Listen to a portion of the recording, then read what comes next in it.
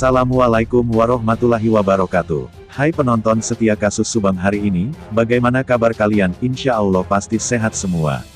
Sebelum kita ke pokok pembahasan, Mimin sangat bersyukur ya kepada kalian yang telah mengklik video ini, yang artinya, Mimin yakin kalau kalian masih penasaran terkait siapa pelaku pembunuhan ibu dan anak di Subang, dan kalau begitu mari kita kawal sama-sama kasus pembunuhan Subang ini sampai terungkap. Dan yang terbaru kali ini dari kasus Subang, temuan gunting dan kuter di TKP, harusnya pihak kepolisian lakukan hal ini agar pelaku bisa segera terungkap. Tim kuasa hukum Danu sebut pengakuan kliennya soal temuan kuter dan gunting di bak mandi TKP kasus Subang harus jadi petunjuk penting bagi pihak kepolisian. Sebelumnya, Danu bersama si Banpol yang masih misterius menerobos TKP kasus Subang. Di TKP kasus Subang itu, Danu atas perintah si Banpol membersihkan kamar mandi.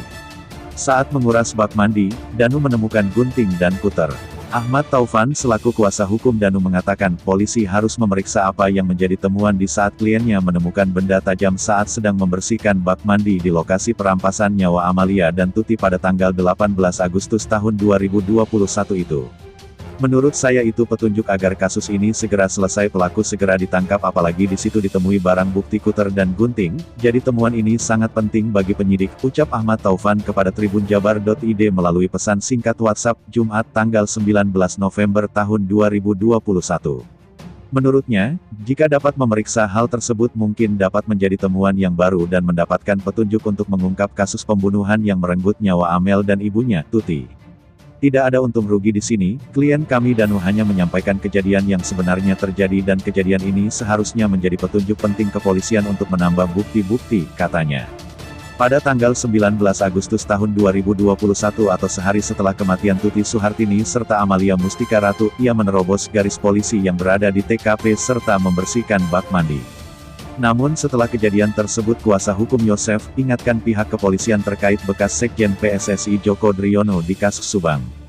Rohman Hidayat menyinggung Joko Driono terkait perusakan barang bukti kasus pengaturan skor yang membuat Sekjen PSSI itu dipenjara 1 tahun 6 bulan.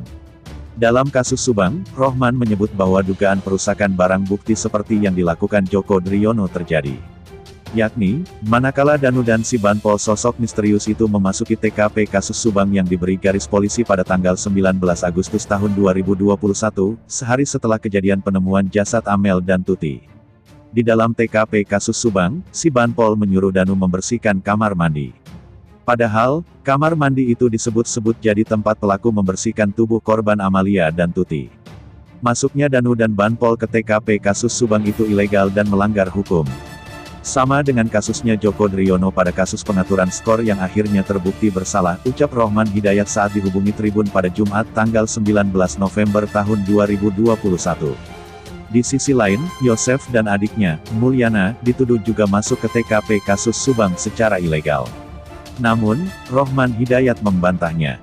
Saya menegaskan bahwa Yosef dan Mulyana masuk ke TKP kasus Subang itu atas permintaan dan didampingi penyidik, beda dengan Danu dan si Banpol datang ke TKP tanpa penyidik, itu ilegal.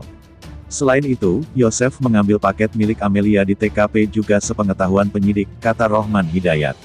Sehingga, dengan adanya contoh kasus perusakan barang bukti yang pernah menjerat Joko Driono, ia mengingatkan polisi untuk fair dalam menangani kasus perusakan barang bukti di kasus Subang. Bisa jadi kesulitan penyidik mengungkap kasus ini karena TKP sudah berubah. Tentunya di 90 hari kasus Subang ini harus jadi catatan, jangan sampai penyelesaian perkara ini jangan berlarut-larut dan berharap kasus ini segera terungkap sehingga fitnah dan polemik tidak terjadi, katanya. Dan bagaimana menurut kalian? Silahkan tinggalkan komentar kalian semua dan tunggu video-video saya selanjutnya hanya di channel Indonesia Seleb.